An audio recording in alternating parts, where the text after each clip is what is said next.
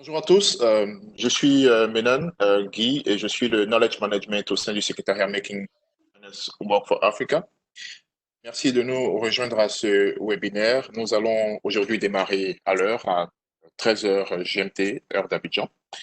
Bienvenue donc à ce webinaire qui porte sur les initiatives des institutions de financement du développement en réponse à l'impact du COVID-19 sur le secteur financier africain.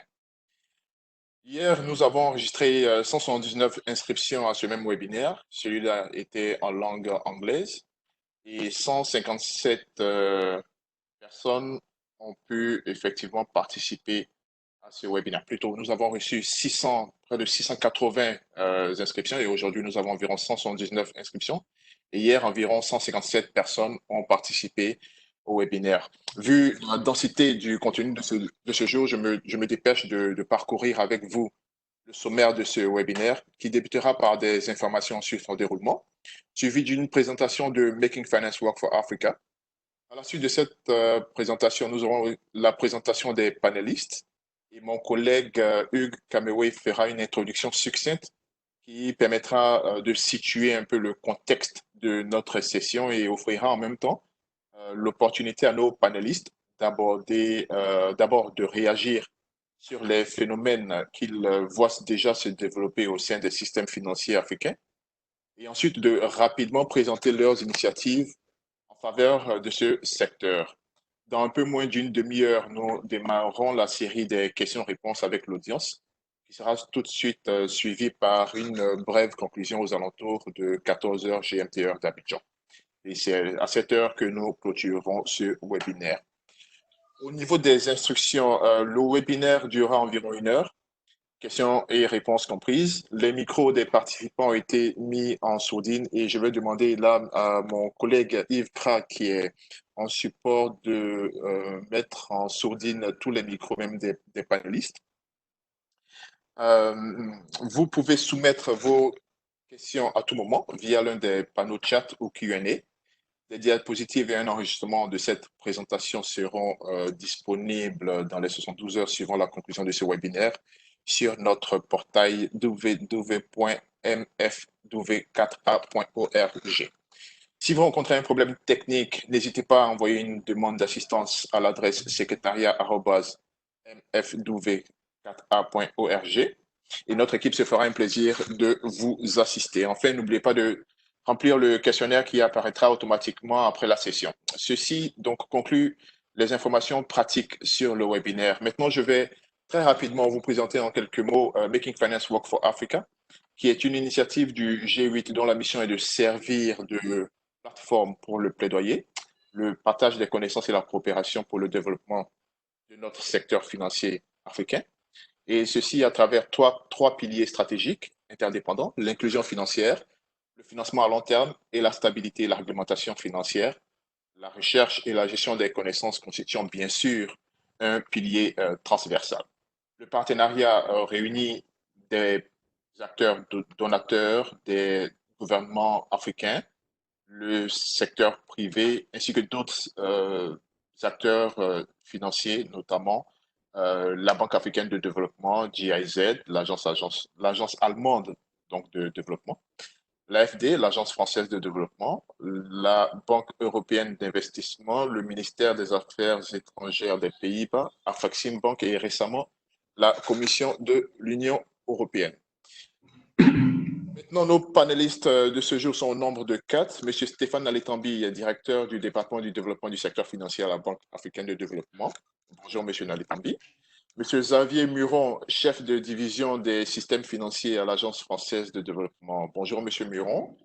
Guillaume Barberousse, il est directeur des institutions financières chez Proparco. Bonjour, monsieur Barberousse. Et enfin, monsieur Oumar Tembeli, directeur du département en charge du secteur financier à la Banque Ouest Africaine de Développement. Bonjour, monsieur Tembeli.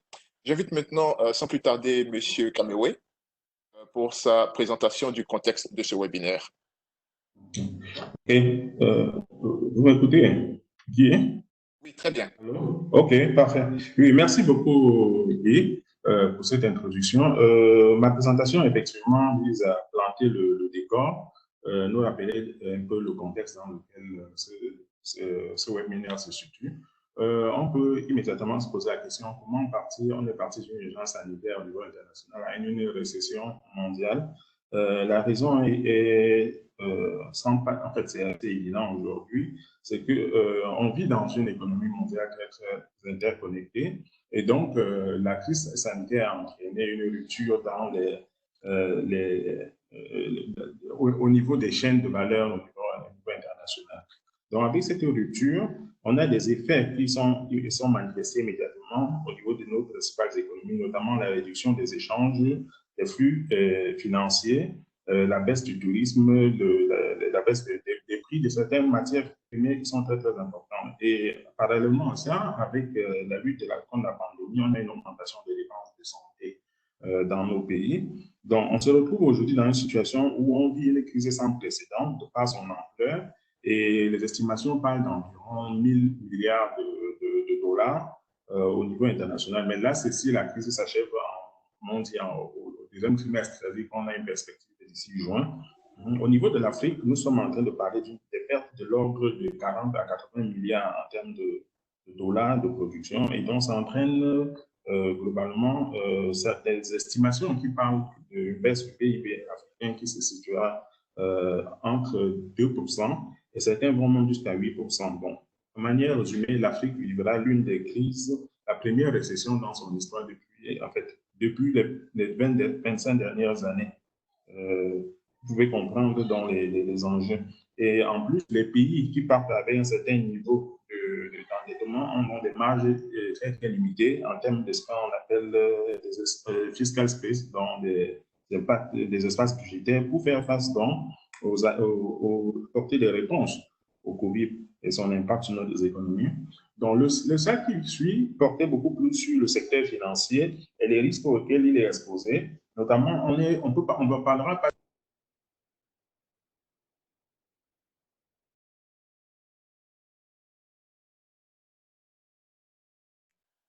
Hugues, nous ne t'entendons plus. Merci de activer ton micro. Allô? Oui, Tu on t'entend m'écoutes? là maintenant. Oui. Oui, ok, d'accord. J'ai dit les risques de détresse financière auxquels sont exposés un certain nombre de nos pays qui résulteront de la faiblesse ou bien des capacités de remboursement des emprunteurs qui vont s'effondrer, notamment les PME en particulier, du fait des difficultés auxquelles ils feront face. On va donc avoir une accumulation des prêts non performants, une stabilité réduite de nos institutions financières, pour ne pas dire pratiquement beaucoup feront des pertes, et des non-respects des ratios prudentiels dans notre pays. À cet instant particulier, ce qui sera important, donc, c'est les apports de liquidités. Et là, les DFI ont un rôle très important à jouer. Et un peu de souplesse dans le respect des exigences en fonds propres pour nos institutions financières. Parce que si on applique les mêmes rigueurs que par le passé, je pense que beaucoup d'institutions dans les jours ou les mois à venir ne seront plus capables de fonctionner. Voilà, elles sont, je ne sais pas, insauvables. Voilà. Et donc, à moyen terme, hein, pour ne pas dire dans cette perspective pas lointaine, on risque aussi de faire face à des besoins de recapitalisation, de restructuration de la plupart de nos institutions financières. Donc, sur ça, on peut passer au prochain slide qui porte donc sur un certain nombre d'attentes que nous avons observées ou bien nous avons reçues des participants des précédents webinaires. Ce que nous avons écouté, et je ne vais pas revenir sur tous les points, nous avons écouté, je peux prendre deux points particuliers qui sont vraiment interpellent les DFI. C'est que dans les concours que les DFI pourront apporter au secteur financier dans nos pays, il y a peut-être le besoin de dédollariser ces concours financiers et surtout apporter des ressources qui ont à long terme à des taux préférentiels. Il y a aussi une certaine attente en termes de coordination, assurer une certaine coordination régionale des réponses des appuis, des réponses apportées au secteur financier, en fait, pour appuyer le secteur financier dans nos pays. Voilà, c'est les deux que je pourrais mentionner ici. Passons au prochain. Le prochain slide qui revient juste sur le fait que la communauté internationale s'est mobilisée pour accompagner. Prochain slide. Allô? Oui, voilà. Dans le prochain slide qui porte sur les réponses à la communauté internationale pour nous soutenir de manière globale, euh, en fait, pas spécifiquement l'Afrique dans certains cas, mais ce sont des réponses, des facilités qui ont été mises en place et sur lesquelles les pays africains pourront s'appuyer pour faire face à la crise. Je ne vais pas revenir ici sur chacune des facilités. Je pense que les panélistes vont effectivement élaborer en ce qui concerne les institutions, c'est ce qui est disponible pour voilà, pour permettre cette efficience de faire face aux difficultés. Merci bien. Merci, Je me retourne la parole. merci infiniment, Hugues, pour cette mise en contexte. Je vais maintenant inviter Monsieur Naletembi de la Banque africaine de développement afin qu'il nous donne son sentiment sur les phénomènes qu'il voit déjà se développer au sein même du secteur financier africain et la réponse apportée par son institution. Monsieur Naletembi, vous avez la parole. Merci Guy, bonjour, bonjour à tous. Tout d'abord, peut-être avant de présenter ce que nous avons proposé comme réponse à la BAD, et bien évidemment, on a fait ça en concertation avec nos amis qui sont aussi présents sur l'appel. Avant tout, on a bien évidemment fait une étude, on envoie un questionnaire à nos clients, surtout dans la partie publique. Bien évidemment, la publique, c'est très simple, on n'a pas avec le gouvernement, mais côté privé, on a sondé les différents corporates auxquels on traite. Et c'est à partir de là qu'on a sorti cette proposition qui a deux volets. Bien sûr, la banque, comme elle couvre le secteur public et le secteur privé, elle doit répondre aux deux demandes, sachant que, historiquement, bien évidemment, nous sommes une banque du secteur avant tout avec les États, et donc une bonne partie de cette réponse, qui est à peu près de 10 milliards de dollars, comme vous voyez sur ce slide, il y a 8,7 milliards qui sont consacrés aux opérations souveraines et régionales, et bien évidemment, dans cette optique, c'est avant tout des soutiens, dans un premier temps, au passage, du moins, à la réduction des recettes des États et donc soutien au budget, mais aussi un soutien plus spécifique dans les systèmes de santé, qui sont bien évidemment en général publics dans nos pays. Et donc, une réponse immédiate pour aider justement à tout ce qui est amélioration de l'équipement, tous les programmes de testing, etc., qui sont nécessaires. Alors, au-delà de ça, sur le secteur privé, donc là, on a à peu près 8,7 milliards. Et dans le secteur privé, on a à peu près 1,3 milliard de dollars.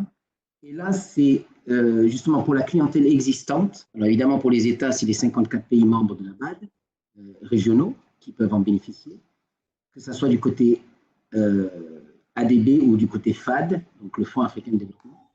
Et du côté des secteurs privés, là, c'est bien évidemment lié à la clientèle actuelle. Et cette clientèle actuelle, si le portefeuille de la banque est à peu près à 7 ou 8 milliards de dollars, entre 7 et 8 milliards de dollars actuellement sur le secteur privé. La partie privée, pour que vous compreniez, il y a 50% de ce volume qui est secteur financier. Il y a à peu près 20% qui est transport et ensuite à peu près 15% qui est dans l'industrie. Et ensuite, c'est les plus petits montants pour l'agriculture et l'énergie.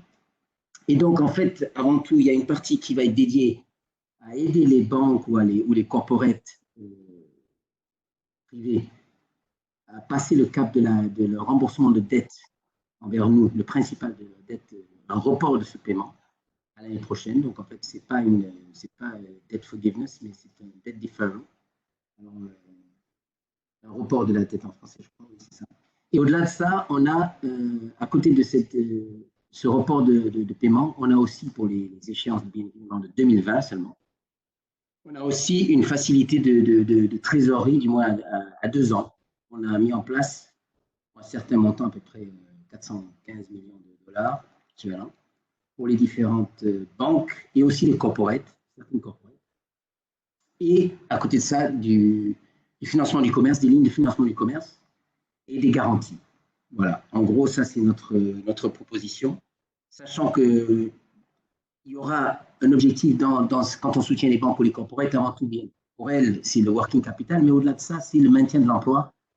Et autant que possible, que ce soit dans des industries qui sont directement liées, bien évidemment, à aider à résoudre le problème de la pandémie, et donc que ce soit l'agriculture pour la feed, pour nourrir les populations, l'énergie, la santé et l'industrie.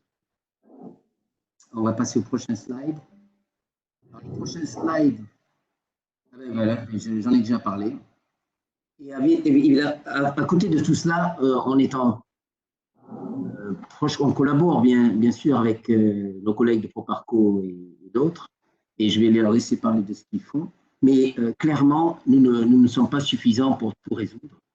Et on voit bien que les problèmes sont beaucoup plus grands qu'on le pense. Et l'avantage, c'est qu'il y a toutes les banques centrales qui ont pris des mesures dans leur pays, dans leur région ou dans leur pays respectif, afin d'amorcer la pompe et soutenir la liquidité dans les banques.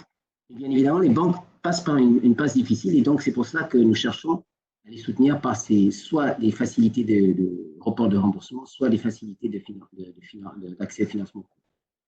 Je crois que je m'arrêterai là pour permettre aux autres de parler de... Merci. Merci, M. Naletambi. La facilité donc de la Banque africaine de développement procède d'un feedback des acteurs y intègrent, comme vous l'avez dit, leurs besoins. Vous avez également mis en place un processus flexible qui intègre les nouvelles contraintes liées à l'environnement actuel. Chers participants, vous pouvez d'ores et déjà envoyer vos questions que nous collecterons et soumettrons aux panélistes au cours de la session de questions-réponses qui débutera dans un peu plus d'une dizaine de minutes. Monsieur Muron de l'Agence française de développement, pouvez-vous à votre tour réagir un peu sur les attentes exprimées par les acteurs du secteur financier africain et quelle est la réponse en cours ou envisagée par votre institution? Monsieur Muron. Oui, bonjour à tous ou bon après-midi. Est-ce que vous m'entendez bien? Nous vous entendons parfaitement, Monsieur Muron. Ok. Merci pour cette invitation. Je voudrais revenir justement sur une des diapositives sur lesquelles on est passé un petit peu vite avant de parler de ma présentation et réagir sur les constats et surtout les recommandations. Parce que j'avais le sentiment que les recommandations qui étaient sur cette liste, développement des interfaces digitales, fintech, et il y avait beaucoup de recommandations qui tournent pour moi autour de l'inclusion financière. Et je pense que c'est tout à fait intéressant d'avoir ce retour, et notamment en Afrique, je crois que l'inclusion financière est un secteur qui a beaucoup à jouer dans la réponse à la crise, compte tenu de la vulnérabilité de populations très défavorisées. Ça, c'est un premier point sur lequel je voudrais vraiment insister. Je reviendrai un petit peu dessus par rapport aux solutions qu'on apporte. Et le deuxième élément qui sortait des recommandations, c'était les besoins de flexibilité, et notamment une flexibilité demandée aux régulateurs. Alors, bien évidemment, un régulateur financier, il n'est pas forcément là pour être flexible, hein, et si on fait un rappel de la crise financière 2018, les régulations sont plutôt venues renforcer un système qui avait été jugé défaillant, alors que là, j'ai le sentiment que les premières mesures qu'on voit de certains régulateurs, y compris sur le continent africain, sont bienveillantes et ont véritablement l'intention de jouer un rôle dans la réponse à la crise.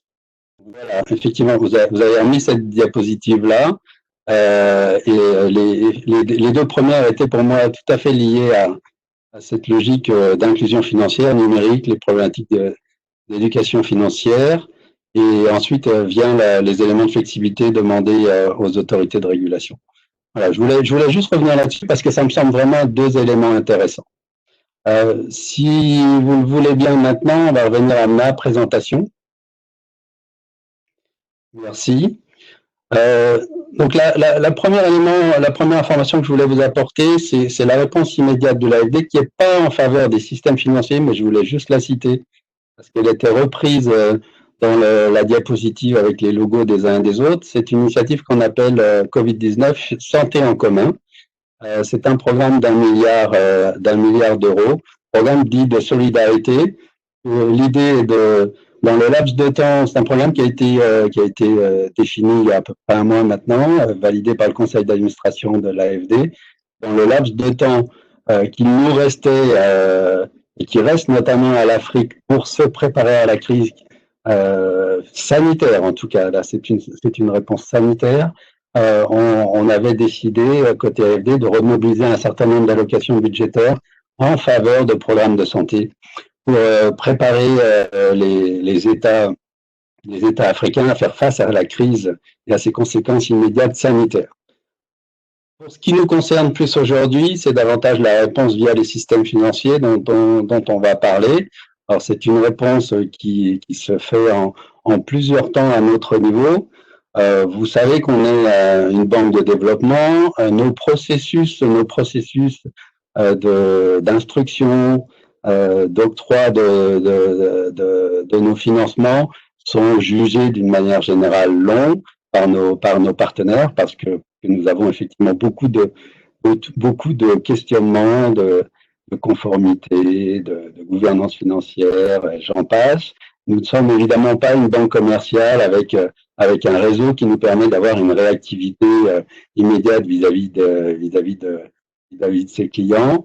Et néanmoins, on s'est dit quand même dans cette réponse à la crise, qu'est-ce qu'on peut faire pour améliorer un petit peu, pour faciliter un petit peu nos process et s'assurer que nos partenaires africains puissent avoir recours à nos financements de manière un petit peu plus rapide. Et ce que l'on a décidé dans un premier temps, c'est effectivement de faire preuve de souplesse pour accompagner les besoins court terme en mettant en œuvre des procédures de décaissement accélérées. Alors, pour avoir des décaissements accélérés, bien évidemment, ça implique d'avoir des conventions de crédit déjà signées. Mais sur ces conventions-là, on va faire un effort, et ça, c'est un effort qui peut être rapide, pour faire en sorte d'être en mesure de décaisser plus rapidement, tout en conservant notre cadre de redevabilité. Nous sommes une banque de développement. Le financement des objectifs du développement durable et en conformité avec l'accord de Paris pour le climat sont des éléments qui font partie de notre ADN et sur lesquels on ne peut pas s'exonérer. Mais néanmoins, donner une souplesse dans un décaissement plus rapide et reporter la justification des fonds à des mois ultérieurs, je ne parle pas d'années, je parle juste de faire une petite pause, mais on reprendra bien les objectifs qui étaient initiaux de nos projets dans la justification des fonds. L'autre élément qu'on peut mettre en place rapidement, c'est d'allouer une enveloppe de financement complémentaire de 500, aujourd'hui évaluée à 500 millions d'euros, en complément de financement existant et donc sur des clients que l'on connaît bien. Donc finalement de raccourcir nos délais d'instruction et de décaissement parce que nous travaillons avec des entités, des institutions financières que nous connaissons bien, de confiance, sur lesquelles nous pouvons accorder un complément de crédit sans avoir des délais d'instruction trop importants. Donc ça, ce sont les premières réponses que l'on a pu mettre en place assez rapidement. On réfléchit actuellement avec l'Union européenne, c'est mon deuxième point, à la mise en place d'instruments de garantie, de dérisking, parce qu'on s'attend bien évidemment dans cette crise à ce que beaucoup de notations de crédit des institutions financières se dégradent. Et comme nous sommes une banque nous-mêmes, et que nous avons nos propres autorités de régulation qui nous contrôlent, il est bien évident que c'est un sujet sur lequel il faut qu'on fasse extrêmement attention. Et l'appui de l'Union européenne avec des mécanismes de garantie complémentaires est un élément majeur. Mon collègue Guillaume Barberos de Proparco en dira plus parce que c'est un élément extrêmement important pour la réponse aux clients du secteur privé. Dans un deuxième temps, il faut qu'on se prépare pour financer la reprise. Aujourd'hui, on est encore dans la crise, mais il faut qu'on soit vraiment prêt et jouer complètement notre rôle que l'on qualifie de contracyclique en appuyant les institutions financières publiques qui ont elles-mêmes un rôle contracyclique. Justement, dans les recommandations que vous évoquiez tout à l'heure et que je reprenais, il y en a une qui était intéressante également et qui colle complètement à cette dynamique-là. C'est le fait de passer et de valoriser l'action des institutions financières régionales. C'est exactement ce que l'on souhaite faire. Notre rôle est vraiment d'appuyer et d'utiliser la force financière des acteurs régionaux africains pour multiplier les impacts que l'on pourra avoir. J'aime bien rappeler le fait que, postérieurement à la crise financière de 2008, ces acteurs publics de développement ont vu leurs engagements croître de plus de 70% en réponse à la crise, dans le financement de la relance. Donc, c'est pour nous un levier extrêmement important et il faut qu'on soit à leur côté pour qu'elles soient en pleine capacité de répondre à ce besoin. Je l'ai un petit peu évoqué en réponse aux commentaires et recommandations que vous faisiez. Le secteur de l'inclusion financière nous semble être extrêmement important dans la réponse à la crise, et même dans le passage de la crise, parce que ces acteurs de l'inclusion financière sont aujourd'hui peut-être les seuls à être en capacité d'offrir des services financiers de base essentiels auprès des populations les plus vulnérables. Et si, dans cette crise, elles perdent leur capacité à agir, ce sont les populations les plus vulnérables qui seront touchées, qui seront encore davantage impactées. Et c'est pour ça que ça nous paraît important dans notre réflexion et dans nos projets en préparation de cette reprise, de bien intégrer le secteur de l'inclusion financière. Un élément aussi qui nous semble majeur, c'est aussi de renforcer, de consolider les systèmes financiers dans leur gouvernance. Donc d'appuyer les autorités de régulation, justement, dans leur réponse à la crise, et aussi dans l'analyse des impacts de la crise. On est encore au milieu, bien évidemment, de cette crise, on n'en connaît pas tous les impacts, mais il nous semble important de travailler avec les régulateurs, les autorités de supervision, au bon diagnostic des causes et de leurs effets, et de préparer les coussins de sécurité pour le futur. Cette crise, elle est sans précédent. Il faudra qu'on l'utilise pour préparer potentiellement d'autres crises. C'est malheureusement, je dirais, une opportunité de cette crise, une opportunité avec beaucoup de souffrance et de douleur, mais utilisons cette opportunité pour essayer de bâtir des systèmes financiers plus durables par la suite. Dans tous ces éléments d'accompagnement, il nous semble aussi extrêmement important de remarteler le fait que l'on doit continuer à accompagner les trajectoires de développement durable. Le fameux agenda 2030 pour le climat et les objectifs du développement durable. On ne peut pas s'exonérer de maintenir la pression sur ces objectifs-là. Alors, il est vrai que les États risquent dans un premier temps, parce qu'ils doivent faire des réponses d'urgence, de sortir un petit peu de ce cadre d'objectifs à plus long terme, mais 2030, c'est pas si loin. Et nous, on fera en sorte quelque part de rester présent à leur côté et d'amener les incitations nécessaires pour qu'on ne sorte pas complètement de ce chemin-là. Parce qu'on est globalement tous convaincus, et je pense que vous le serez avec moi, que les conséquences économiques et financières de cette crise ne vont pas réduire les inégalités et les vulnérabilités que l'on connaît en matière d'accès à l'emploi, de genre, de vulnérabilité face au climat. Donc le message, et j'en terminerai par là, le message que l'on souhaite aussi faire passer, c'est qu'il faut rester keep focus, comme on dit en anglais, sur le fait qu'on a besoin de construire une relance verte, soutenable et solidaire. Et en tant qu'institution de développement, on appuiera cet agenda. Merci.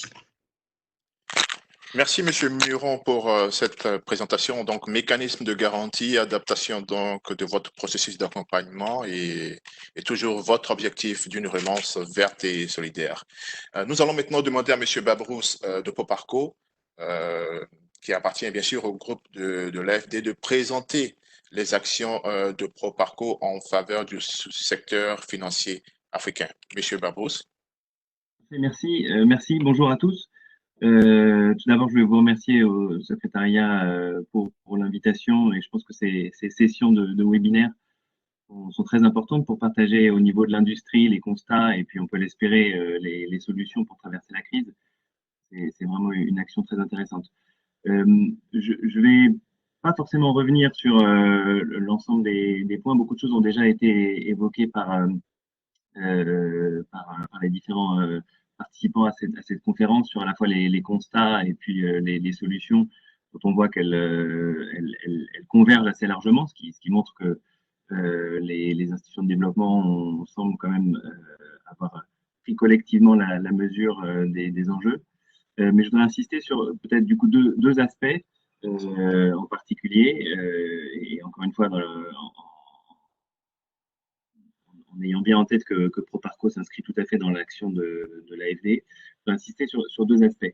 Le premier, qui est plus une sorte d'aspect pratique sur la réponse, c'est la coordination entre les institutions de développement, la coordination entre les financeurs, qui nous semble être très importante de la réussite de ces réponses.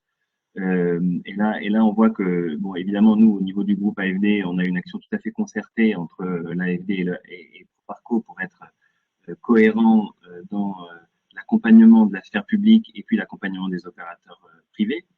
Le rôle, comme l'a souligné Xavier, le rôle des régulateurs, la souplesse qu'ils peuvent apporter, l'ajustement de certaines de leurs procédures sont clés pour le soutien au secteur financier. Donc ça c'est évidemment le premier niveau d'action. Mais surtout, il y a une coordination très forte, par exemple, entre l'IFI européenne, avec des groupes de travail, des task force qui ont été mis en place pour se mettre d'accord sur la manière de répondre déjà en premier lieu aux sollicitations de nos clients sur des reports d'échéance, sur des extensions de période de grâce, sur des augmentations des top-up éventuellement sur des lignes en cours. Et ça, il y a une très forte coordination, un alignement entre l'IFI européenne. Et au-delà de ça, pour faire un lien avec le secteur de l'inclusion financière, il y a aussi un alignement très fort avec les MIVs, Microfinance Investment Vehicles, qui sont des pourvoyeurs de fonds importants dans le secteur de la microfinance et qui ont décidé d'harmoniser leurs pratiques et les DFI avec elles dans leurs interactions avec les institutions financières, ne serait-ce que par exemple en mettant en commun des modèles de reporting pour, ne serait-ce que ça, ne pas surcharger les clients respectifs avec des demandes qui viendraient de différents horizons. Après, M. Nathanby l'a évoqué également, on a beaucoup d'échanges actifs aussi avec les institutions multilatérales pour essayer d'apporter des ressources financières là où elles doivent être apportées. Ne pas tous se ruer sur les mêmes contreparties, mais bien cibler les besoins de liquidité des emprunteurs, en particulier les besoins de liquidité, mais les besoins d'accompagnement des emprunteurs et des acteurs du système financier qui en ont le plus besoin. Je pense que c'est vraiment important et ce que je constate moi depuis ces dernières semaines, c'est qu'il y a une vraie coordination et une vraie volonté de travailler ensemble pour apporter les ressources qu'il faut. Sur le deuxième point sur lequel je voudrais insister, qui est celui que je mets en avant plutôt sur le slide suivant, et ce sur quoi insistait aussi Xavier, c'est vraiment l'importance de l'inclusion financière. C'est un secteur qui est tout à fait au cœur de la stratégie de Proparco depuis longtemps, de la stratégie de l'AFD évidemment, mais la stratégie de Proparco depuis longtemps. C'est un des trois principales cibles stratégiques du groupe. Et là, on voit tout à fait que c'est un secteur qui, à la fois, a une importance capitale parce que c'est un secteur qui touche directement des populations tout à fait défavorisées. Et puis aussi, c'est un secteur qui touche les populations qui sont les premières affectées par la crise. Et donc, le soutien à ce secteur-là, c'est vraiment un enjeu majeur. C'est quelque chose que nous, on essaie de construire à la fois au niveau de Proparco, et puis puis en sollicitant aussi l'appui de ressources publiques pour pouvoir renforcer l'action de Proparco, en apportant plus massivement des liquidités à ce secteur de la microfinance, liquidités qui sont nécessitées encore plus que peut-être sur le secteur bancaire, nécessitées par le fait que beaucoup de clients des institutions de microfinance, tout simplement, ne peuvent pas générer de revenus parce qu'elles ne peuvent pas avoir d'activité professionnelle. C'est souvent de l'informel ou des petites activités formelles, beaucoup de commerce et donc peu de possibilités de générer des ressources.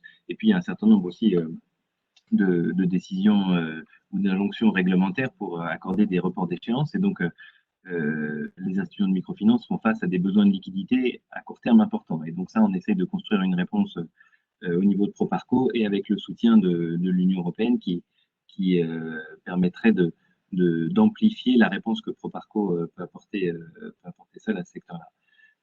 Le deuxième volet de la réponse, c'est aussi d'accompagner le financement par les banques locales des institutions de microfinance. Proparco déploie et l'AFD déploie depuis un certain nombre d'années des outils de garantie pour couvrir les prêts apportés par les banques aux institutions de microfinance. Ça, c'est un produit qu'évidemment on souhaite promouvoir auprès des banques actuellement. Et pour ce volet du financement par les institutions locales, là je reboucle avec le point précédent, on a aussi tout à fait la conscience de l'importance de travailler avec les régulateurs et je crois que, si je ne me trompe pas, la BCEAO a pris des dispositions très récemment, hier, qui permettent d'ouvrir l'accès au guichet de refinancement des prêts faits par les banques aux institutions de microfinance. Ça, je pense que c'est une avancée majeure et qui est très intéressante pour favoriser la liquidité apportée aux institutions de microfinance. Donc voilà, ça c'est ces trois volets d'une réponse de soutien aux IMF à très court terme qui nous semble être vraiment un secteur à soutenir fortement. Je conclurai aussi sur le fait que ce soutien à très court terme, il doit aussi s'envisager dans une perspective d'un peu plus long terme, parce que ce soit le secteur de la microfinance ou le secteur bancaire, les besoins de liquidité peuvent être aujourd'hui criants à court terme, mais ils seront probablement encore vrais dans quelques mois. Et ils seront peut-être aussi complémentés par des besoins de renforcement de fonds propres. Un certain nombre d'opérateurs risquent de faire des résultats négatifs cette année et donc de consommer une partie de leurs fonds propres pour pouvoir accompagner la sortie de crise, prêter à leurs clients qui redémarrent leurs activités et qui auront besoin de financement. Il est important aussi de commencer à préparer ce deuxième volet d'accompagnement de long terme au-delà de réponses d'urgence qui consiste principalement à court terme et surtout mise en place rapidement qu'on propose et qu'on a taillé nous et également mes collègues de l'AFD et de la Banque africaine. Voilà les objectifs à mettre en avant. Merci, Monsieur Barberousse. Donc, vos activités de coordination et des actions fortes en faveur de l'inclusion financière pour Proparco. Nous allons maintenant nous tourner vers une institution régionale, la BOAD. Monsieur Tambeli, vous êtes également en contact avec les acteurs locaux. Quelles sont vos réponses à leurs préoccupations? Merci beaucoup, M. Ménan. Je voudrais remercier le secrétariat de ce webinaire-là pour avoir invité la BOAD à cette importante rencontre qui permet donc d'abord de s'informer sur ce que font les pairs et de présenter effectivement les initiatives qui ont été entreprises par la BOAD depuis le déclenchement de cette pandémie. Alors, le phénomène que l'on peut constater, en tout cas sur le terrain, c'est d'abord les mesures très, très fortes prises par la Banque centrale des États de l'Afrique de l'Ouest, le régulateur, dès le lendemain, n'est-ce pas, du déclenchement de la crise, à travers notamment des injections de liquidités, à travers des mesures prises à l'endroit des banques commerciales d'accorder, n'est-ce pas, des facilités en termes de paiement à travers des reports d'échéance pour certains clients des banques commerciales. Et ce qui est remarquable, c'est vraiment une plus grande flexibilité, n'est-ce pas, dans l'application du dispositif prudentiel de l'UMOA.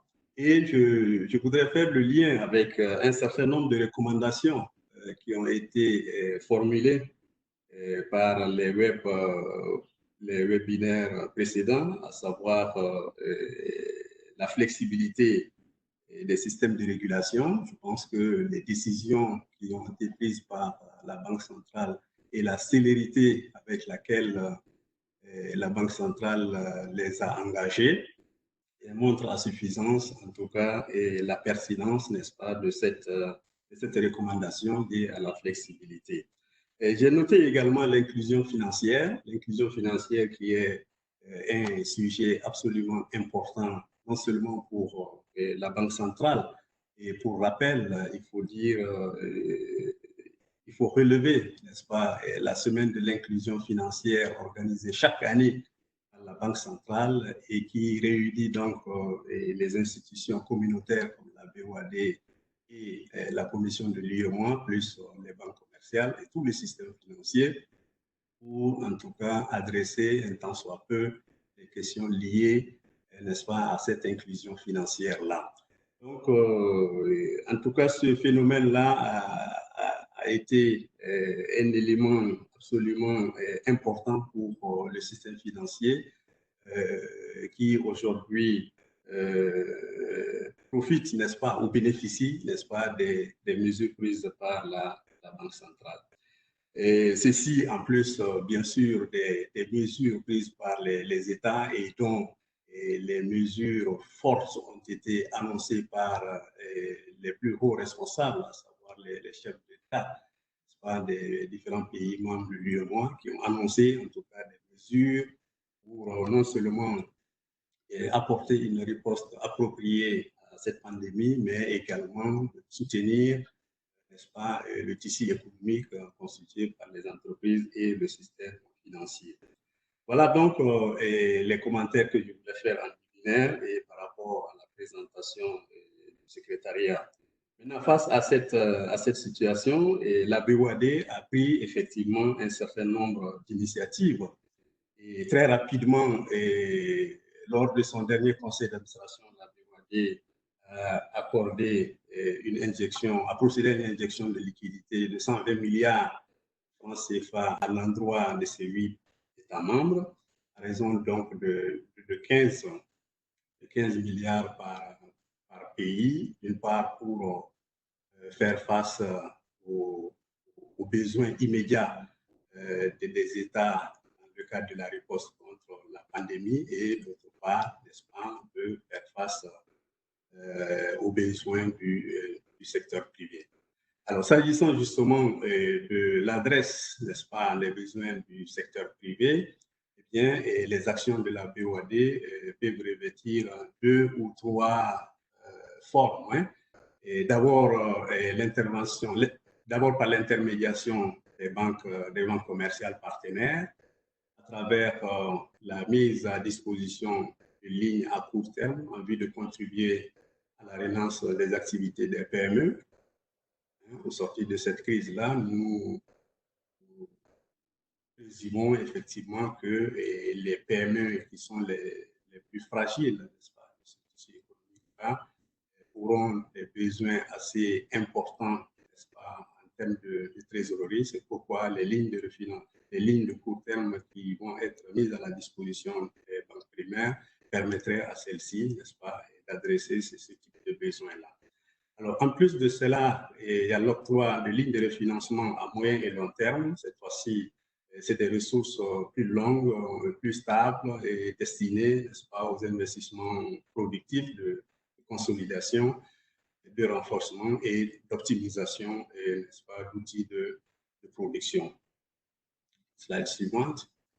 Et cet appui peut également passer par l'intermédiation des systèmes financiers décentralisés, que nous appelons communément les institutions de microfinance.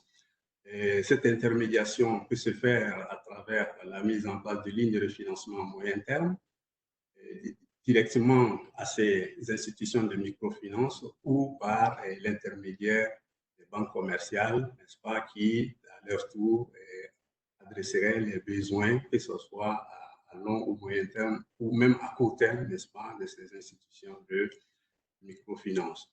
Elle peut également constituer un l'octroi de concours en faveur des fonds de finances inclusives dont la BOAD a une expertise avérée en la matière.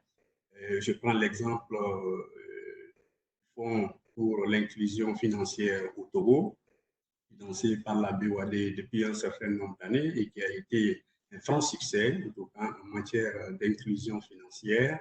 Et d'ailleurs, certains pays comme le Burkina s'en sont inspirés et d'autres pays comme le Mali sont en train également de suivre les pas, n'est-ce pas, de ce pays-là pour adresser davantage les besoins de ceux-là qui sont exclus du système bancaire classique. Et donc, nous pouvons passer effectivement par ces systèmes-là pour octroyer davantage de concours, n'est-ce pas, et de concours pour financer cette inclusion financière.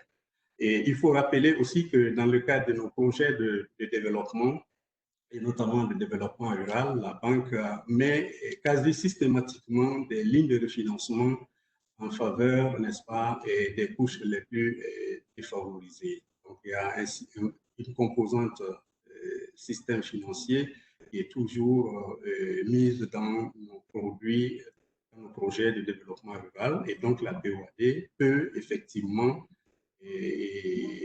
renforcer ou en tout cas augmenter ces concours en faveur, n'est-ce pas, de ces exploitants agricoles ou de ces artisans à travers des projets déjà financés et donc des lignes déjà en place, soit augmenter leur volume ou alors revoir leurs caractéristiques pour adresser davantage les besoins de cette clientèle.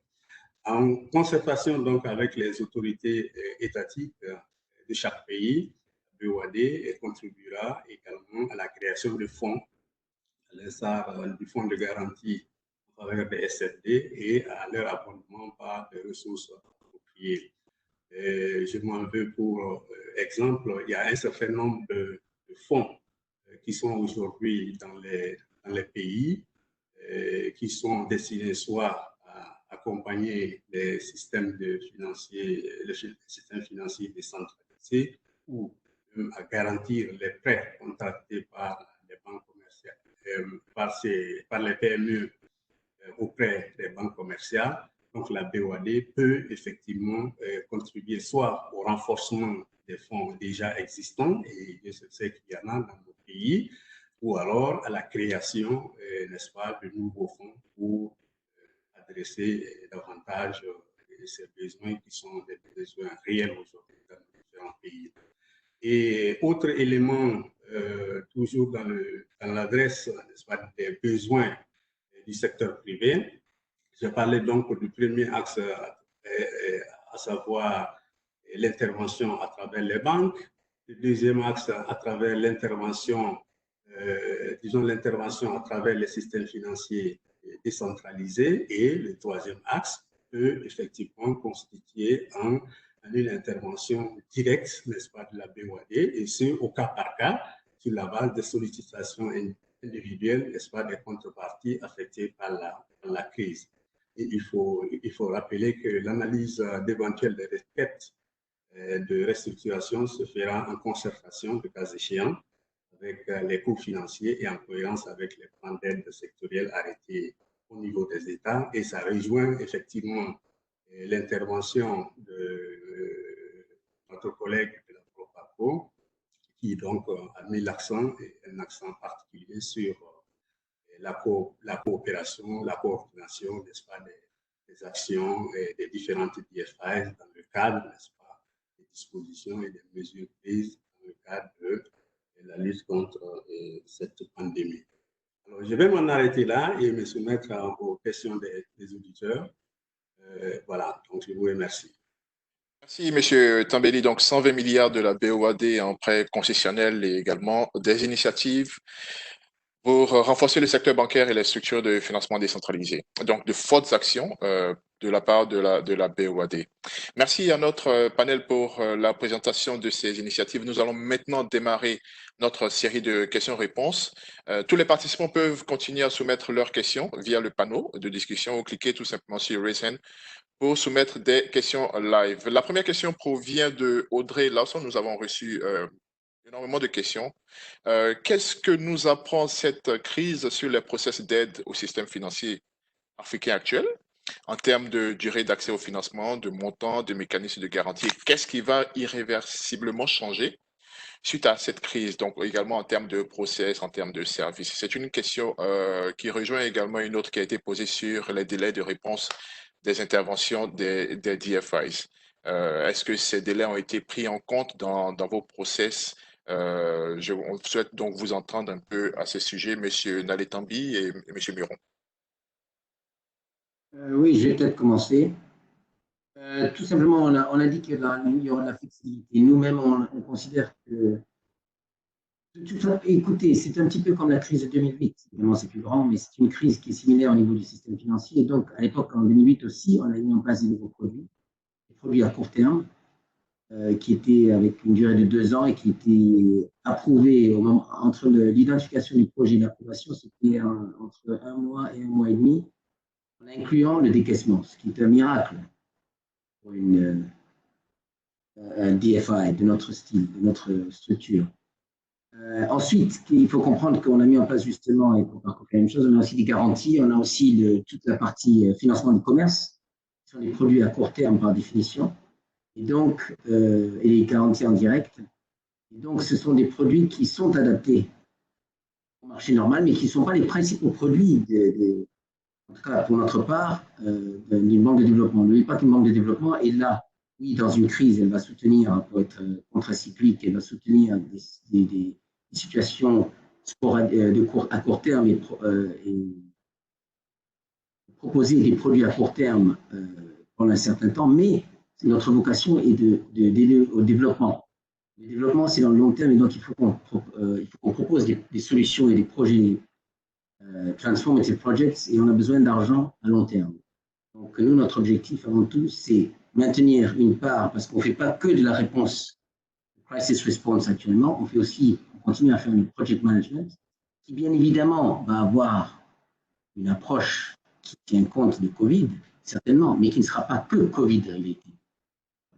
Donc, en gros, oui, on a un changement de produit, et ça va nous permettre par contre de mettre en place, et c'est ce qu'on a déjà fait aujourd'hui, d'avoir des produits à court terme. On sort du placard au moment où il faut, quand il y a des crises de ce genre. Voilà, merci. Merci, M.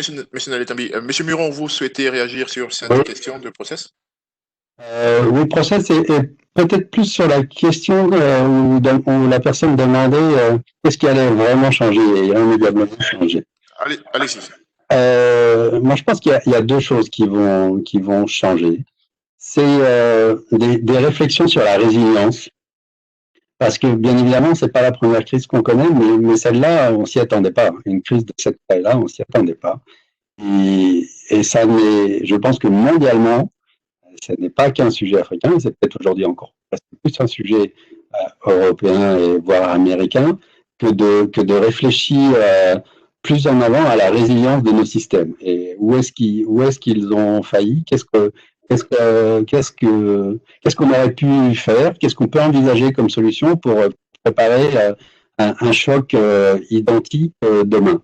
Donc, les réflexions, à mon sens, vont vraiment s'intensifier avec l'ensemble des autorités de régulation pour que justement nos systèmes financiers soient mieux armés face à cette crise. Je ne suis pas sûr qu'aujourd'hui on ait vraiment réfléchi au sujet et qu'on ait déjà les solutions, mais en tout cas, il me semble qu'il y aura beaucoup d'idées et d'innovations à mettre en place dans cette crise. Le deuxième élément, il me semble assez évident en termes de changement et de trajectoire, c'est celle du numérique, du digital. Je pense qu'on est tous devant notre écran aujourd'hui, en tout cas beaucoup. Et s'il y a eu une continuité d'un certain nombre de services, notamment des services financiers, c'est bien par la voie de la digitalisation. et notamment dans le secteur de l'inclusion financière. Je pense que les institutions de microfinance qui n'étaient pas préparées au digital sont aujourd'hui bien désarmées pour répondre à cette crise. Et donc, je crois qu'il va y avoir une accélération de l'utilisation du digital dans les services financiers en réponse à cette crise. Merci, M. Miron. Je vais me tourner maintenant vers M. Barberousse. Nous avons une question relative aux initiatives. Si vous pouvez nous apporter quelques éléments de réponse. Cette question porte donc sur la nécessité donc d'avoir des instruments à long terme. Certaines initiatives, dit la question, répondent à des besoins immédiats tels que la liquidité, la conformité réglementaire, etc. Quelles actions, selon vous, seront nécessaires à moyen ou à long terme? Si vous pouvez nous apporter quelques éléments de réponse et ensuite nous allons nous tourner vers M. Telem. Oui, merci beaucoup et merci pour cette question. Je pense que Xavier Muron vient de parler d'un point important. Dans les réponses à long terme,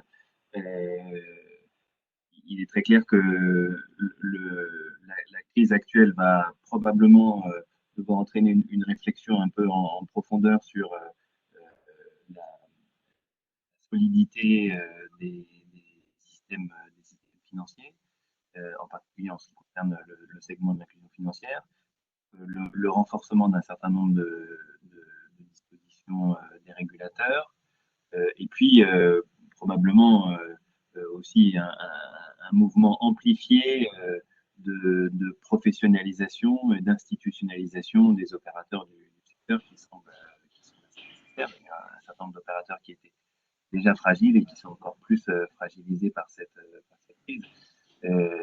Pour ce qui concerne l'action de Proparco et du groupe AFD en général, on s'inscrira donc tout à fait dans cette tendance qui est d'essayer d'accompagner le volet secteur public et puis d'essayer d'accompagner aussi à long terme avec des outils qui peuvent être des outils financiers de haut bilan par exemple, mais aussi des outils de coopération technique, d'essayer d'accompagner ces démarches de professionnalisation, d'investissement dans la digitalisation. Et puis, il n'est pas impossible d'anticiper que cette crise conduise aussi à accentuer le mouvement de consolidation du secteur pour regrouper un certain nombre d'institutions un peu plus robustes, un peu plus un peu plus importantes qui pourraient être plus à même de résister aux différentes crises. Merci, M. Barberousse. Je vais me tourner maintenant vers M. Mbeli. Est-ce que vous pouvez, si vous avez des éléments de réponse, contribuer un peu à répondre à cette question et également renforcer un peu la question sur le financement des SFD? Vous avez évoqué les fonds mis en place. Par quels moyens comptez-vous appuyer les moyens ou les ressources disponibles de ces SFD? C'est une question qui vient de M. Moustapha Ndiaye. M. Tambeli.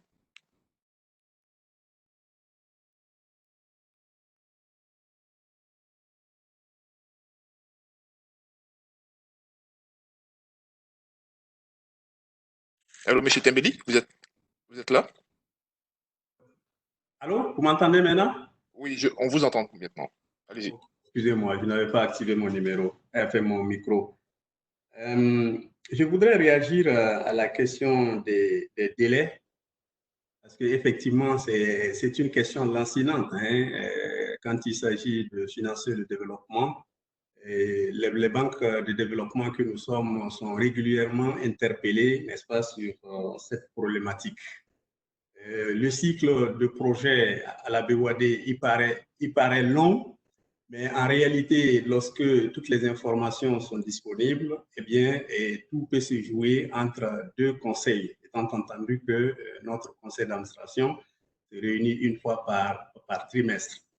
Mais au-delà de ça, entre deux conseils, nous pouvons aussi, pour certains besoins urgents, n'est-ce pas, et provoquer un comité de crédit pour, n'est-ce pas, adresser les besoins de financement assez urgents. Vous avez vu, la bonne preuve est que pour la mise en place des 120 milliards, eh bien, c'est une procédure accélérée qui a été mise en place pour, n'est-ce pas, et non seulement instruire les 120 milliards, mais également les décaisser parce que c'est une ressource qui a été mise à la disposition des États avec disponibilité immédiate, ce qui tranche complètement avec les procédures classiques de la BOAD. Donc, nous tenons compte de cette crise-là pour, en tout cas, adresser les besoins qui nous sont soumis.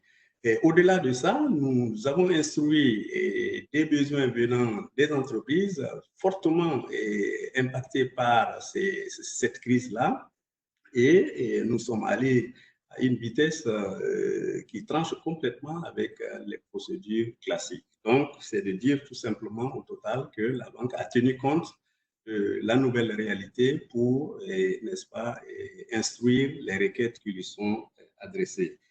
Alors, une fois que j'ai dit cela, alors je voudrais donc aborder la question du financement des SFD. Effectivement, j'ai dit dans la présentation que la banque finance non seulement, peut financer non seulement directement les systèmes financiers décentralisés à travers la mise en place de lignes de refinancement. Je prends l'exemple de Kafo-Diguinée, qui est un réseau de microfinance d'une certaine taille, bien sûr, au Mali, et bien, qui a bénéficié de lignes de refinancement pour, n'est-ce pas, une ligne de refinancement à long terme pour financer les besoins d'investissement de ses clients. Et pour qui connaît Kafo-Diguinée, Kafo-Diguinée est situé essentiellement en zone rurale. Donc, c'est pour adresser les besoins de financement des artisans et des agriculteurs que ces deux lignes ont été mises en place et véritablement, ces deux lignes-là ont été utilisées à la satisfaction de la BOAD. Elles ont été toutes consommées et à la satisfaction de la BOAD. Nous pouvons également mettre à la disposition des banques commerciales des lignes de refinancement dédiées au système financier décentralisé. Nous venons de le faire tout dernièrement avec une banque commerciale auprès de laquelle nous avons mis un montant de 15 milliards de francs CFA pour financer uniquement, en tout cas essentiellement, les besoins des SFD qui sont soumis à cette banque-là. Maintenant, et dans notre rôle de banque de développement, nous avons des projets dits sociaux. C'est ce que j'ai appelé projets de développement rural. Et dans ces projets de développement rural, nous avons toujours une composante et services financiers décentralisés. Donc, c'est une ligne que nous mettons dans le cadre du projet pour, voilà, une ligne qui est mise à la disposition du projet pour financer les bénéficiaires, donc les paysans, les artisans, les tisserands, etc., pour, n'est-ce pas, adresser leurs besoins, d'investissement et même de fonds de concours. Donc, nous avons un certain nombre de lignes aujourd'hui à la disposition des certaines SFD. Donc, à la faveur de cette crise, nous allons voir bien, la nécessité de renforcer ces lignes qui sont déjà sur place, ou alors d'augmenter leur maturité, de revoir les caractéristiques et pour permettre, n'est-ce pas, à ces lignes-là de mieux adresser encore les besoins qui sont exprimés. Je finis en disant que dans les différents États, dans certains États, disons, comme au Togo, nous avons des institutions étatiques de financement de l'inclusion financière. Sous impulsion de la BOAD, eh bien, le Togo a mis en place le Fonds national de la finance inclusive. Eh bien, ces fonds-là permettent effectivement de financer les artisans, les études, les jeunes diplômés, les femmes entrepreneurs, les jeunes entrepreneurs, etc. Et donc, l'idée aujourd'hui, c'est de voir dans quelle mesure renforcer ces fonds qui sont déjà en place pour adresser davantage ces besoins de financement-là et accompagner davantage, n'est-ce pas, cette cible qui est d'office exclue soit du système bancaire classique. Merci. Merci, M. Tambili. Une question, plutôt deux questions spécifiques à M. Nalé Tambi de la Banque africaine de développement, de la part de Mme Radouda d'abord, cette question est relative à l'accompagnement des PME. Donc, elle affirme que l'accompagnement des PME via les banques a montré ses limites en Tunisie, donc c'est très spécifique. Quelle solution préconisez-vous en tant que responsable de la Banque africaine de développement? Et cette question aussi rejoint l'inquiétude de M. Claude Koua sur les initiatives qui sont mises en place pour soutenir les PME. Il affirme que malgré leur bonne volonté, beaucoup de PME ne pourront pas rembourser leurs prêts si bien sûr la crise perdurait. Comment dans ce cas encourager les banques à toujours prêter aux PME? Donc ça, c'est la première question. Et la seconde question, elle vient de M. Bonaventure Fandoran, toujours à l'attention de M. Nalé Tambi de la Banque africaine de développement. Un aspect, selon lui, des solutions serait le partage des expériences des pays africains en matière de développement financier. Quel est le plan de la Banque africaine de développement à supporter ces échanges d'expériences? M. Nalé Tambi. D'abord, sur la deuxième question, je dirais déjà que la Making Finance Work for Africa est là pour faire le partage d'expérience. Donc ça fait une première réponse. Même si je peux élaborer plus, bien sûr, sur ce qui se fait à l'intérieur là-bas de ce partenariat concernant les travail avec le PME. Pour revenir à la première question, en fait, il y a deux volets à cette question. Parce que bien évidemment, les PME, on peut les soutenir de différentes façons. Il y a bien sûr par la dette, c'est ce que nous avons fait de façon historique, au travers, en général, du système financier, que ce soit des banques de Tier 1 ou Tier 2, même Tier 3 selon les pays. Et c'est effectivement vrai qu'il y a une certaine limitation à ce qu'on peut atteindre en soutenant les PME de cette forme-là. On s'est dit qu'il fallait faire autre chose que de la dette. Alors, on a fait des garanties, on a des programmes de garantie pour soutenir le financement des PME au travers des systèmes bancaires aussi. On soutient les banques, on fait un partage des risques avec les banques en question. Et finalement, on a aussi des prises de participation dans les startups à travers le private equity, voilà, à travers les fonds de venture capital et les fonds de social impact funds. Aussi, à côté de ça, bien évidemment, le travail en private equity. Et donc, si vous voulez, il y a une partie qui peut être sous forme de grant, une partie qui peut être sous forme de prise de participation, une partie qui peut être sous forme de garantie. Donc, il y a plusieurs méthodes d'être atteint les PME. Mais bien évidemment, on ne le fait pas en direct. On le fait au travers de fonds, si ce sont des prises de participation. Et sinon, c'est à travers les banques ou les systèmes, du moins les leasing companies, etc. Donc, en fait, et sinon, les garanties, bien sûr, on travaille avec les banques locales aussi, et les banques de confirmation. Donc, si vous voulez, ça a une limitation, mais en fait, qu'est-ce qu'on a fait pour pouvoir justement être plus à même de toucher les PME? Mais justement, on a étendu la panoplie des produits que nous allions offrir. Et on travaille énormément avec les autorités là-dessus. Vous savez très bien qu'il y a ce qu'on appelle les accelerators and incubators dans toute l'Afrique. Parfois, ce sont des sociétés soutenues par l'État au départ, et de plus en plus maintenant, ce sont des sociétés privées qui gèrent cela, et où les gens qui ont des besoins de financement viennent, qui ont des projets, ou même qui sont des petites PME déjà lancées depuis 2-3 ans, et qui cherchent des financements additionnels pour grandir. Donc, effectivement, il y a énormément de possibilités. Et je dis toujours aux gens, vous pouvez toujours m'envoyer un email et je vous mettrai en contact avec les équipes qui elles-mêmes travaillent avec des équipes dans les pays, parce que nous, on ne va pas faire le choix de la PME avec laquelle on va travailler, on va indiquer que vous êtes intéressé et on vous mettra en contact avec les fonds avec lesquels on travaille dans certains pays. C'est comme ça que ça marche. Donc, et sachez qu'on est dans beaucoup de pays francophones. On travaille d'ailleurs souvent avec Proparco d'ailleurs, en cofinancement. Donc, n'hésitez pas à nous contacter. Alors, concernant les dettes des PME, qui sont parfois financées au travers de nos banques ou au travers de nos fonds d'equity, que ce soit le venture capital ou le private equity, effectivement, c'est une discussion et c'est pour ça qu'on soutient certaines banques pourquoi on leur permet soit de déférer leurs dettes qu'elles ont envers nous cette année, soit de bénéficier d'une petite ligne de financement pour gérer leur fonds de roulement, ben justement, on leur donne cela pour qu'elles soutiennent les PME avec lesquelles elles travaillent. C'est pour ça qu'il y a un travail, parce que même si, et ça Xavier a fait allusion auparavant, même si on est en train de proposer des facilités à court terme et rapid response dans le sens au niveau de l'approbation, on ne sacrifie absolument pas la qualité et en même temps le monitoring, l'évaluation de ce qu'on fait. Et donc, et comme ce sont des clients déjà sur leur portefeuille, on sait comment on travaille avec eux, on est certain qu'on pourra avoir des résultats malgré parfois la difficulté des conditions actuelles.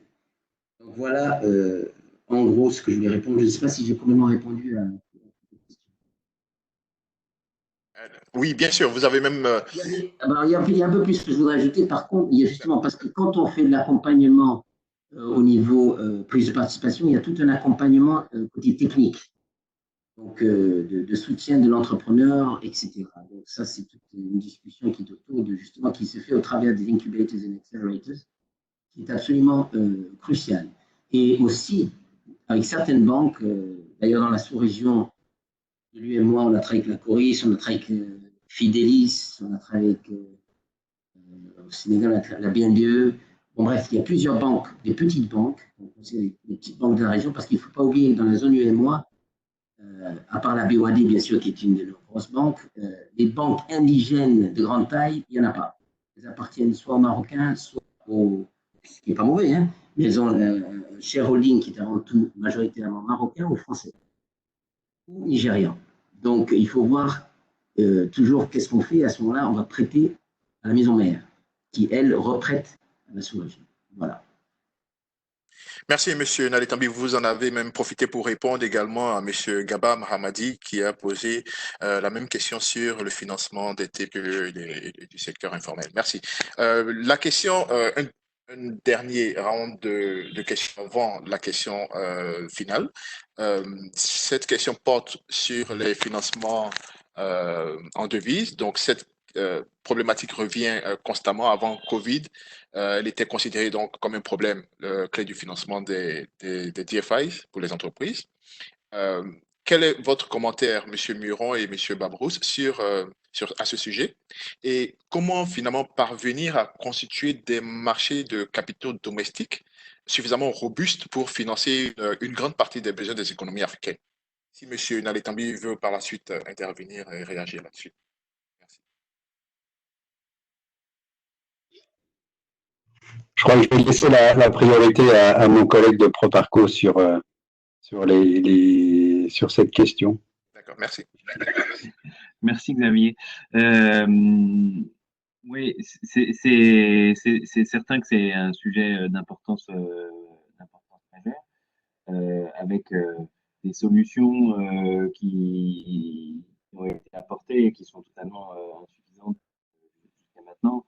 Et probablement la solution à long terme, c'est tout à fait ce qui est posé dans la question, c'est le développement des marchés financiers locaux, qui s'est heurté à beaucoup de contraintes jusqu'à maintenant. C'est un travail de longue haleine sur laquelle des institutions sont engagées, hein, IFC en particulier, l'AFD également, la Banque africaine. Donc ça c'est un travail qui prendra du temps parce que il revêt beaucoup de compartiments pour pouvoir faciliter l'accès des compartiments obligataires, je parle, hein, pas des compartiments equity qui fonctionnent plus ou moins bien, mais qui sont établis, mais des compartiments obligataires sur les marchés financiers. Après, sur la réponse à court terme, il y a un point qu'on peut peut-être mettre en avant sur cette thématique de l'accès à monnaie locale, c'est que c'est évidemment une thématique qui maintenant a pris beaucoup d'ampleur dans les institutions internationales, et la Commission européenne qui, en réponse à la crise, a décidé d'augmenter de 50% les budgets qui étaient alloués sur un programme multi-annuel qui s'appelle le FSD. un tiers d'augmentation de montant accordé par la Commission européenne vise explicitement, en particulier en s'appuyant sur TCX, qui est un fonds dans lequel beaucoup d'institutions de développement sont actionnaires et qui vise justement à apporter des couvertures de risque de change sur des devises variées en pays émergents. Et donc un tiers de top-up accordés par l'Union européenne vise explicitement ces produits de garantie avec des mécanismes dont l'objectif est de permettre d'avoir des couvertures de change qui au moins n'intègrent pas un surcroît de volatilité et un surcoût important qu'on constate sur les marchés depuis 2 mois. Donc ça, c'est un élément qui permettra de renforcer l'action de CX et l'action de MFX, de solutions de couverture de change, en relais, j'allais dire, d'un travail de plus long terme qui est très clairement à suivre et à renforcer sur la dynamisation des marchés obligataires locaux, mais qui là encore peut pas se faire en claquant des doigts. Il y a beaucoup de contraintes à lever. Bien sûr. Si je peux me permettre juste de rajouter, je crois que c'est bien évidemment un des enjeux majeurs et c'est aussi l'origine de la création de Making Finance Work for Africa. On est bien d'accord que c'est un vrai chantier et il nécessitera les énergies de beaucoup et dépend inévitablement de la maturité des marchés et surtout du volume de transactions. Comme Guillaume l'indique, on va encore chercher des couvertures on peut trouver des instruments de couverture de change, mais ces instruments de couverture sont finalement européens. Ils sont pas non plus panafricains. Donc on a une vraie question de volumétrie d'abord et de maturation des marchés à travailler tous ensemble avec des instruments tels que Making Finance pour essayer de trouver des solutions les plus adaptées. Bien sûr. Vous souhaitez intervenir un peu sur cette question? Je sais que vous faites beaucoup au sein de la Banque africaine de développement en matière de développement des marchés des capitaux. Oui, alors je dirais tout simplement, tout d'abord, on a la chance d'être dans les régions. Alors, ce qui est le paradoxe de notre région, que ce soit la partie francophone de l'Ouest ou du Centre, c'est que nous avons les taux pratiquement parmi les plus bas d'Afrique, vu le niveau de développement de nos États, hein, mais les taux d'intérêt les plus bas, mais on n'a pas les marchés des capitaux les plus développés. C'est un peu dommage, mais bon, justement, je dirais, justement pour rejoindre ce que disaient Xavier et Guillaume, il y a un gros travail qui est fait justement avec l'AFD, nous-mêmes, la World Bank, pour faire des réformes au niveau du régulateur, pour l'introduction des produits. Il faut savoir qu'il y a beaucoup de produits qui ont été introduits sur la zone ouest, encore la zone centre. Les zones ouest, on peut faire toute la titrisation qu'on veut, mais la difficulté, et ça revient à ce que disait Xavier, il y a un problème de volume parfois, et il y a un problème aussi de connaissance des investisseurs. Si vous voulez. Donc, les choses évoluent, il y a des nouvelles propositions. Au niveau des couvertures, les taux de change, alors bien évidemment, en plus, nous allons avoir encore plus de complications, disons, entre guillemets, avec l'introduction de l'éco, qui va nous un petit peu compliquer la couverture dans la sous-région pendant quelques temps. Mais ce sont des discussions qui sont ouvertes. Et la devise locale dans notre région est tout à fait attrayante parce que nous sommes à des taux tout à fait honnêtes, entre guillemets. Ce n'est pas des taux de base bancaire de 15% et au-delà. Nous sommes vraiment dans une logique on peut faire du financement de logement, etc. dans la sous-région. Donc le développement des capitaux, oui, c'est une constante. Ça n'a pas changé avec le Covid. C'est là et c'est quelque chose qui est un travail à long terme et qui va bien évidemment bénéficier aussi de la part du fait que l'Union européenne veuille bien. La Commission européenne nous donne plus de garanties, qui permettra justement d'encourager une certaine partie de nos engagements sous forme de devises locales. Merci. Merci, M. Nalé-Tambi. Nous avons excédé le temps imparti à ce webinaire d'environ 18 minutes. C'est maintenant le temps pour une question de sortie, la question rapide qui s'adresse donc à tous les panélistes. Si en 1 minute, vous pouvez nous dire qu'est-ce qui va se passer ici si le statu quo persiste pour 6 à 12 mois, disons, et qu'est-ce que finalement offre cette situation pour le secteur financier en termes d'opportunités? Je sais que M. Muron a brièvement abordé cette question, mais avant de terminer, il est important que chaque participant, chaque panéliste donc, évoque donc, les plans pour un statu quo et également l'opportunité qu'offre la situation actuelle. En commençant bien sûr par M. Naletambi. Vous n'êtes pas obligé de commencer par moi, hein, mais bon, si vous le voulez bien, si vous le faites, vous avez raison. Je reviendrai justement sur ce qui a été dit. C'est certain qu'il y a des gagnants et des perdants. Alors, qui sont les perdants? C'est évident, pour l'instant, c'est tout ce qui est lié au tourisme, tout ce qui est lié à des situations physiquement où on se retrouve. C'est clair que tout ça, tout ce qui est le spectacle, tout ce qui sont les services autour de la restauration sont un petit peu plus en difficulté. Mais il y a un grand gagnant, c'est la digitalisation. Et clairement, c'est une nouvelle façon de travailler même. Nous-mêmes, nous sommes tous en train de travailler comme ça. Et donc, il y aura une réflexion, c'est certain, sur l'augmentation de la digitalisation. Il faudra trouver une part plus importante pour cela, mais en même temps, il faudra trouver comment adapter les industries qui sont beaucoup plus, entre guillemets, physiques dans la présence, comment on peut les rendre plus virtuelles, sincèrement. Mais malgré tout, je pense qu'il y aura la situation. D'abord, je suis certain qu'on va apprendre à vivre en semi-confinement, entre guillemets, ce qui fera qu'on reprendra, beaucoup d'activités vont reprendre, mais bien évidemment, ça va être à une échelle un peu plus basse. Et donc, il y aura peut-être une réflexion sur toutes les préoccupations du monde. Vous savez bien que tout ce qui est lié à l'environnement est en train d'en profiter de façon incroyable. Donc, je suis certain que c'est un moment pour nous de se dire il faut y avoir une réflexion globale sur comment mieux gérer notre relation à l'environnement et peut-être voir aussi des choses positives à travers cette tragédie. Merci. Monsieur Naletambi. Monsieur Muron? Oui, je rebouclerai sur cette notion de résilience que j'ai déjà abordée. Ça me paraît être un moyen de se tourner aussi vers le futur. Bien évidemment, on est face à une crise dont on ne connaît pas encore la profondeur. Je crois qu'il y a une vraie opportunité de travailler avec les autorités financières de régulation et pas simplement sur des logiques prudentielles, mais vraiment sur des logiques de construction d'instruments pour le futur.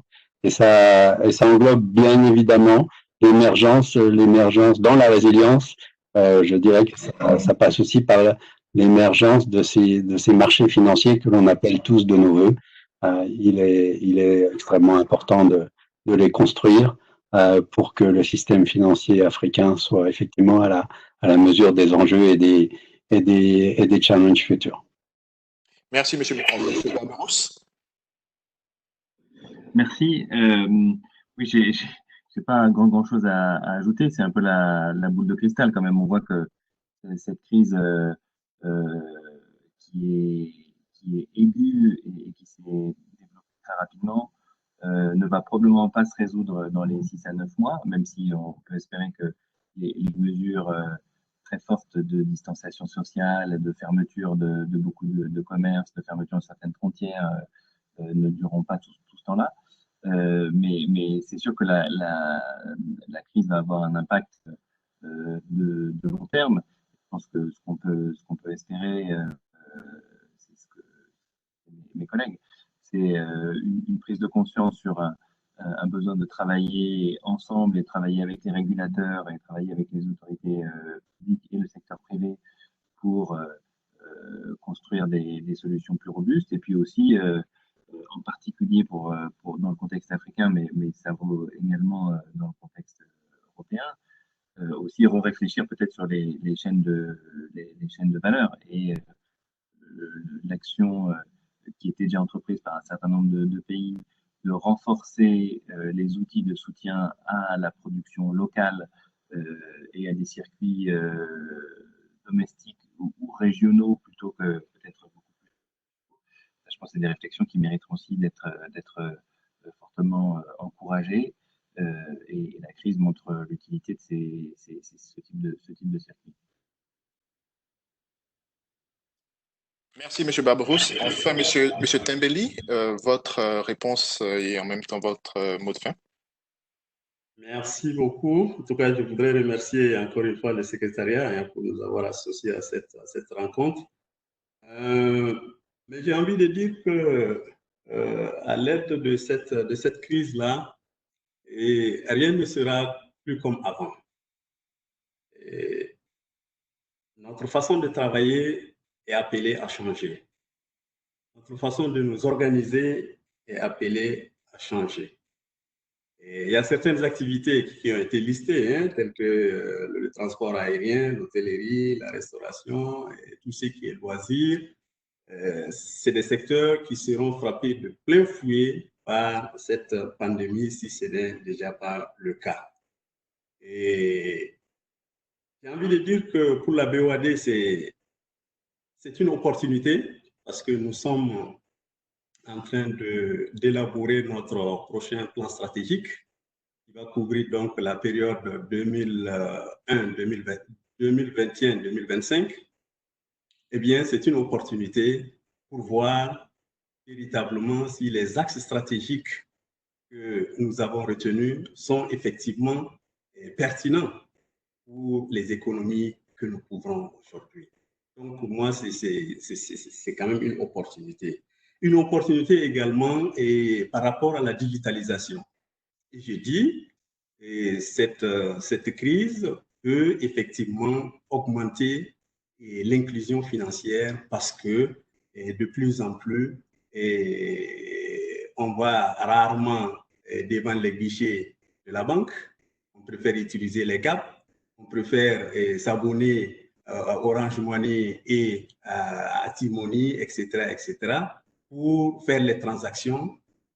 Donc, je pense que c'est vrai qu'il y a un coup dur pour l'économie.